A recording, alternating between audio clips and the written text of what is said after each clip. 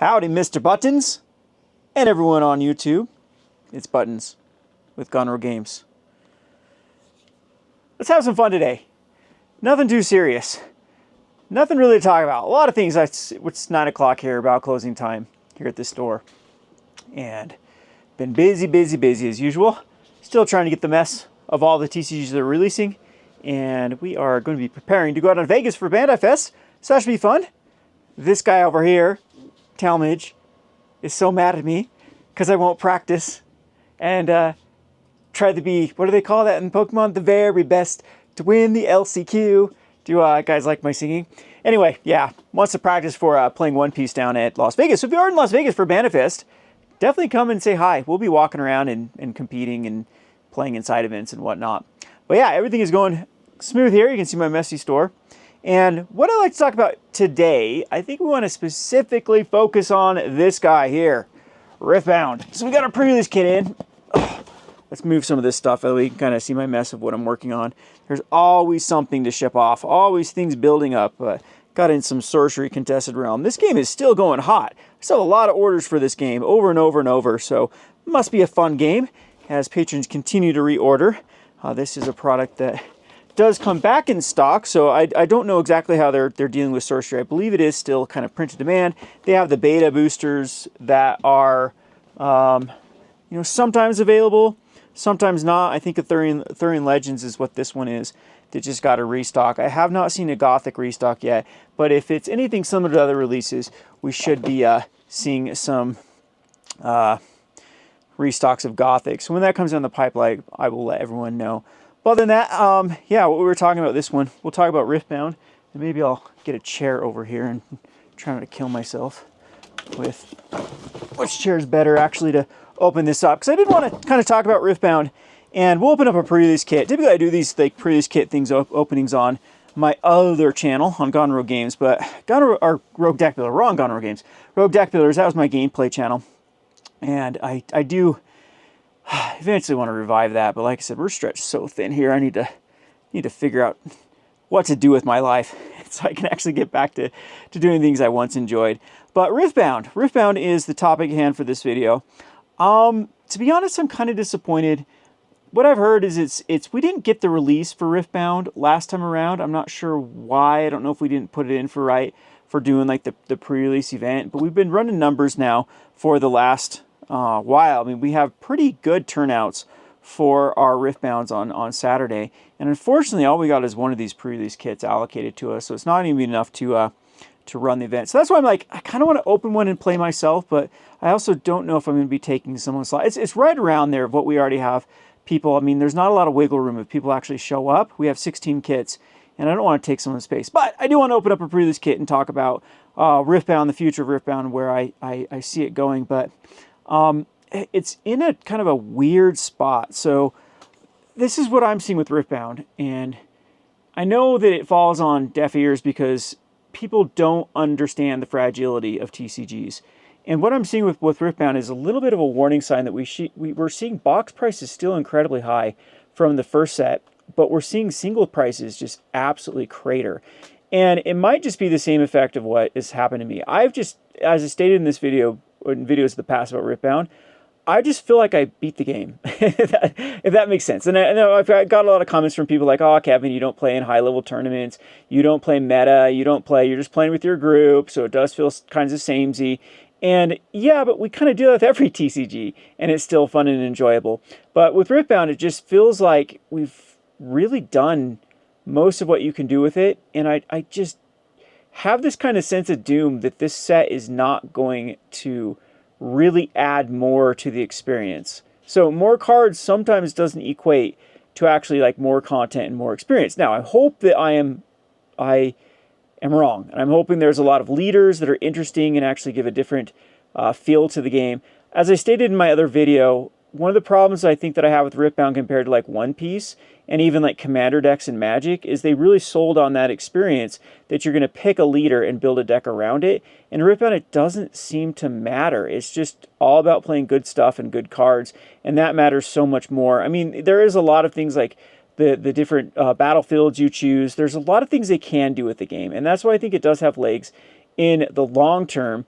But the experience as of now is like Riftbound has a lot of hiccups right now. They have to kind of figure out how to jump over that, and they also have to, as what I say, why the Seagull prices are not matching up the box prices, is it does seem that Riftbound is now moving towards, you know, more speculator driven or collectible driven than its initial utility driven. Like Riftbound had one of the absolute best releases as far as what I call utility driven, meaning people wanted cards to play. Yes, there was a multiplayer with the overnumbered cards and the alt arts. They had, you know, decent little we call, you know, spreads between, or multipliers compared to the original, like the cheapest way you can get a card. The foil multiplier even had a pretty decent foil multiplier compared to other sets that do kind of the foiling and non-foiling. But what made Riftbound like just incredible right off the bat was the amount of engagement and the amount of people actually buying cards, butts on seats, cards in decks. And that's what I love to see with a card game. I think it is vital. I'll argue till I'm blue in the face about people that can keep claiming that an IP is enough to actually make these games last long term. There are so many Marvel cards out there. Topps makes them. Upper Deck makes them. There's so many like anime non-trading cards out there. Pokemon has failed in the past with making just collectible cards that had nothing to do with the trading card game.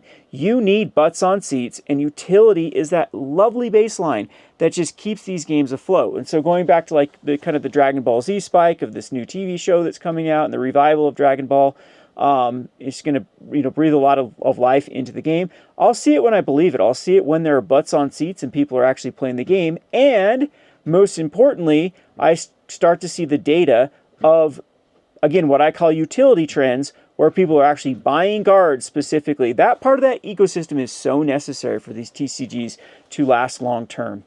And I was very, very excited about Riftbound, but that is just like, and again, people would make the argument that, well, Kevin, this does it with, you know, every game does this, but I haven't seen such a just a falling off a cliff, a stark like decrease right after that small reprint from Riftbound, where it just kind of goes to show, I think, that everyone is in the same position I have, that they have the cards they need. They're not really too keen on building another deck again or trying another leader because of kind of the overall inherent flaw right now is it just turns into like good stuff. So is there really a reason to be like playing this other champion when this champion is strictly better? I just hope that Riftbound can do something like One Piece can do, where they've leader locked more things so that you can always be in anticipation that, okay, well, if we get a specific card that goes with this leader, maybe this leader's lackluster, but this specific card that can only be used in this deck can actually push it back into competitive. And maybe they don't want that. Maybe they're okay with just having like the color combinations being the most important part. I know that Riftbound does some cool things at events, like the people that take first place with the specific champion got the metallic versions of the ultra collectible cards, and they're going to continue to incentivize that sort of stuff of trying to get people to play other leaders. But even like leaders, like I was looking at like all the deck that I personally play is Jinx, just because it was my first starter deck. I liked the cool discard aspect of it. And basically it just kind of turned into like Annie and Jinx just turned into the same deck. They're playing the same cards, and then Annie's just strictly better because that ability is more relevant than what Jinx has to offer. So hopefully they can find a way to that. And that unfortunately, where I'm coming back into kind of full circle with Riftbound, is I kind of see the same, like I'm not getting really excited right now about this set because it's kind of the same problem. Like all these new champions are coming in, but are they going to actually have enough support in that just one champion that can be put in your champion slot and the signature spells to, you know, incentivize you playing it over Kaisa? And that's the problem I'm having. I'm like right now it just seems very, very stuck with, like, I think Flesh and Blood does it better. I think that One Piece does it better. I think even Commander and Magic does it better, of really personalizing decks and giving incentives to playing those decks and those commanders over, again, just going into like a good stuff. Anyway, I have been ranting here forever. Let's go ahead and open one of these, as I have promised everyone that I promise you this table is washed. So let's get this around here. And I don't have a playmat to put it out here. So yeah, so I'll be playing in this event here. I think it's going to believe we're on Thursday night here. So on Saturday, we'll be playing in this. So this is what a Riftbound kit, and it comes with 2 boxes. Maybe we'll show this real quick. It comes with 2 boxes here of prize support. And then you actually, this is good, we're going to get some bulk runes. So one of the hiccups too with Riftbound early on is runes were like $1 a piece. It was hard to actually get these things because the rune can actually be in the slot of like, there's a token that can be there, and like a tip card, I believe, could be in the same place. So actually it was like 1 out of 4 packs had a rune, and people were actually starving for, building decks with runes. At one point they were over $1 a piece. So I don't know, this will be interesting to, I believe, I don't know, we'll have to read the rules. Challenge it. You can run 3 colors, and you can run basically, there's a couple ways to do it. We were reading about how to host these things, but right here on the event, it's kind of neat too. They basically discourage tryhards. They're like, keep this kind of a fun, casual event. Flat pricing is encouraged so more players get rewards, promoting a positive and inclusive experience at a casual event rather than a high-stakes tournament feel. So I kind of like that pre-releases. There's no way to actually, I think I've told horror stories in the past about some Magic pre-release I've been to with a bunch of rules lawyers and tryhards that just ruin F&M experiences and pre-release experiences because they just don't know how to have fun and just play and teach people. So anyway, we'll go ahead and open this, and those are my thoughts on Riftbound. I'd love to hear everyone else's thoughts about this game. As I stated, like, I am someone, the whole reason I started a store was to facilitate, I don't know, maybe it's bad business practice to be a bartender and drink all your own alcohol, but it's not, I guess that's not the best analogy, but I really still like engaging in the game and, playing games and being part of the community. That's kind of the reason why we started this store. To begin with, is we had no place to play here in Richfield, Utah. So anyway, it looks like we get this pack here of a leader, possibly. So we have the Void Burrower. So this is a red-yellow deck. Don't eat plastic, people. That's bad for you. Don't use your teeth to open up product. Your dentist will hate you. So the Void Burrow, when you conquer, you may exhaust me to reveal the top 2 cards of the main deck. You may play 1, then recycle the rest. That's actually a pretty good leader ability, I would say. That's going to become quite relevant when you conquer and exhaust. So once per turn, basically, the top 2 cards of your main deck, and you can play 1 and recycle the rest. So very, very potent little ability there. And is this like a seeded pack? Yeah, okay. So you get a seeded pack with a leader. That is interesting. So that's one way to play it, I guess. Yeah, so I'm not sure if they're going to be different. So people have actually opened these. Let me know. We're kind of learning this as we go. And we have every pack's going to have the same leader? Yeah, no. They'll have like the leader, and then there'll be like 10 cards. Okay, so apparently, I don't know if people I think Thomas is too far away. He's right about it. You will get a leader and a seeded pack. So that's interesting, though, but it kind of locks you into playing one, I would say, and then the packs are less relevant. What is this here? Let's look at this first. We get a promo. Looks like we get, we do get a promo. So we get and it does, hey, look at that, Wizards. Look at that, Wizards. They have a little release event promo. I think that's what that says. No, it just says promo. At least it says something on the bottom there, though, for, a little comment. I don't know if I've talked about this. I know there's been a bunch of other content creators who talked about how they got rid of, out of lore when Eclipse, they got rid of the pre-release packs, the stamp foil, and just replaced it with just a regular foil. And it's like, one less thing to incentivize going to pre-release. And League of Legends actually has a promo for going to the pre-release. So we got the Yon Blade Master. Unfortunately, this is the problem, though. I don't know if these promos are the same for every pack. We'll have to wait and see for that. But this does not go in the red and yellow deck. So then we got we'll just kind of flip through these cards here. And so you do get the foil. So it looks like it is kind of you get the foil, a foil rare, and then an uncommon, and another uncommon, and another uncommon. And wait, that was a common. And 2 uncommons and, a bunch of commons. And then 2 uncommons in your color combination. So this is definitely like a seeded pack. And they actually do even get a battleground that I'm assuming probably goes with the leader. I don't know if they're randomized or not. So, yeah, we're definitely...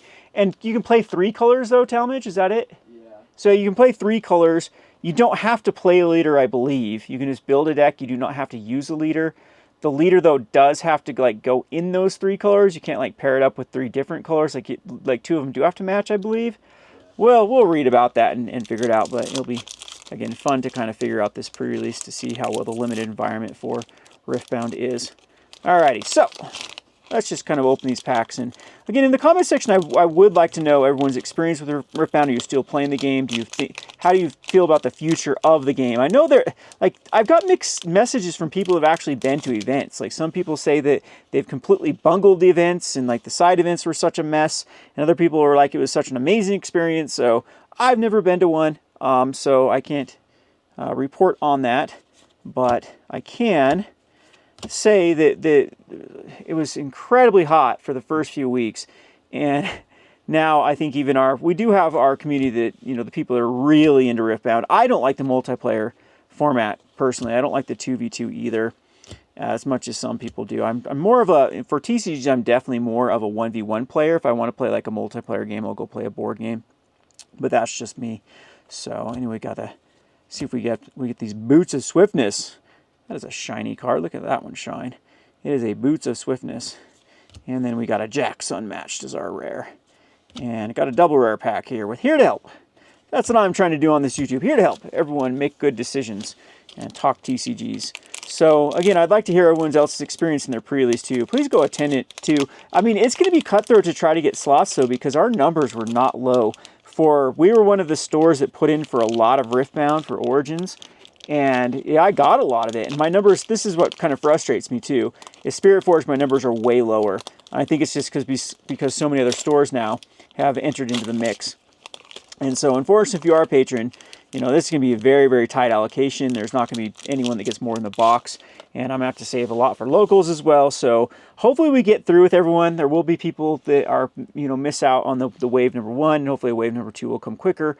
Or there'll just be more. One of the problems too that we're having is like they're really tight on numbers that only basically it's the equivalent like the WPN. So only the distributor that I put for my organized play actually had boxes to sell. So the rest of them do not have any available boxes upon at least for pre-release or release. And so I had to go from using 4 distributors basically down to 1. And that's kind of my main reason for such low allocations. And I'll try to message everyone that has put in for Spiritforged their allocations and what I can get. But just know that it is very, very low. And yeah, I think the main reason is there's just so many other stores that have, you know, put in for this game, which is good, which means there's a lot of more organized play running and there's a lot more, you know, butts on seat, which is going to be good for the game. So, and I admit too, I haven't really ventured out from playing Jinx. The thing is, I probably played every matchup possible or watched every matchup possible with just our little group of people playing Riftbound. And we kind of know the feel of the game and how it works. And there are definitely people in this area that are a lot more into the game than I am. At first, I was really, really happy about Riftbound. And I wouldn't say, again, I hope I'm not coming off too negative with it. It comes more of like a frustration of what I think this game could be. When in reality, if I were to rank this as like a TCG that I do enjoy playing it. Like I do enjoy looking forward to like Riftbound nights. And right now, I think the main reason that I'm lackluster, as I stated, was it's just lack of like content and what I can do at the moment. There's not a lot I can like mess around with. I think it was fun to kind of tune Jinx and mess around with different lists, and obviously I can do more of that. So, and this set does have like new mechanics. I know it is really focusing on gear. There's new ways to play gear, and so far, oh, there we go. I'm like, so far no hit. What is this? We have an alternate art. This looks like of a Forge Fire Cape. That is a pretty card. So your deck can only have 1 card with this name, so it's unique that they've added. So the deck can only have 1, and attach this to a unit you control. And when I attack or defend, deal 2 to all enemy units here.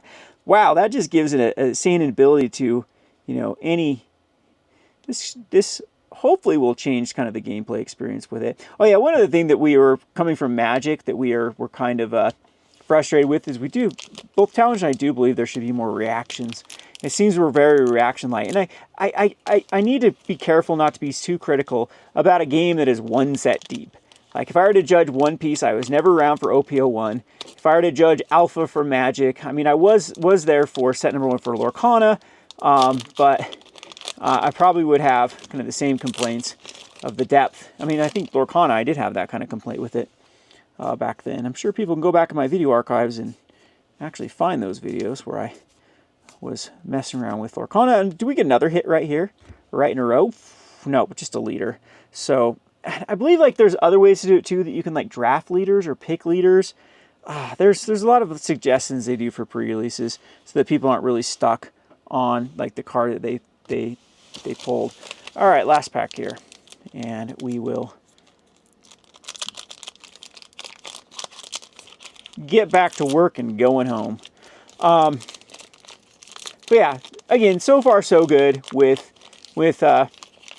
I mean, I don't think anyone could say that Riftbound was like a failure for it, a set release of Origins, and just that's the one caveat that I have is like I don't like to see how far single prices have fallen off with that tiny reprint. Just shows me that there is kind of a collapse in the market as a whole, really absorbing cards to still be building decks and really be like messing around with stuff because the appetite's just not there anymore. So hopefully Spiritforged does revive that. And if it does too, like this would be an interesting thing to like, I wonder if I can incorporate it on the rogue market because there will be some very predictable market movements with singles too when like a new leader is created that will spike prices. But from what I've seen with Spiritforged, it hasn't done anything to Origin prices because, you know, we're still don't know the end of the supply for Origins.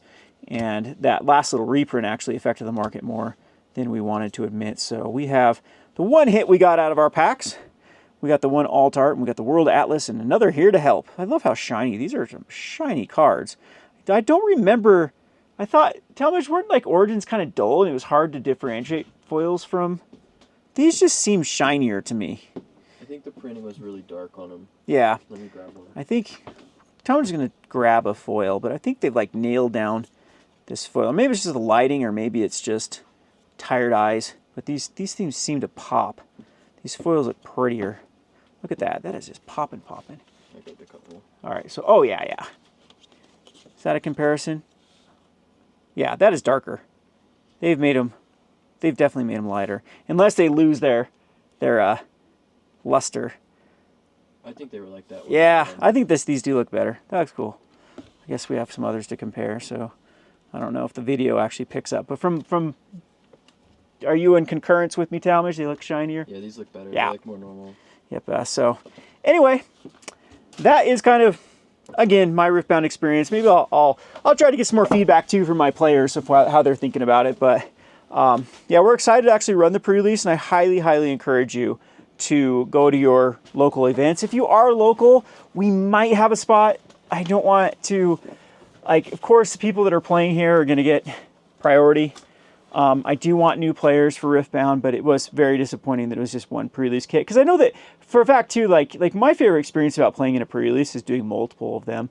You know, being able to do it on a Friday and a Saturday or right in a row. Like, I felt like I could have done better. Let's queue up for another one.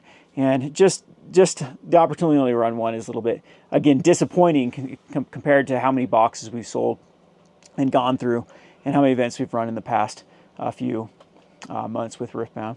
So anyway, let me know your experience. Go to your pre-release. Get butts on seats, man. That's my whole goal of this whole channel, is to try to inspire people to get back to your LGS and actually play the damn games. I'm hoping this stupid grading cards. I know there's I've seen a lot of frustration videos about cards getting missing in the mail, about, you know, people have sent back cards to be graded multiple times and got different gradings.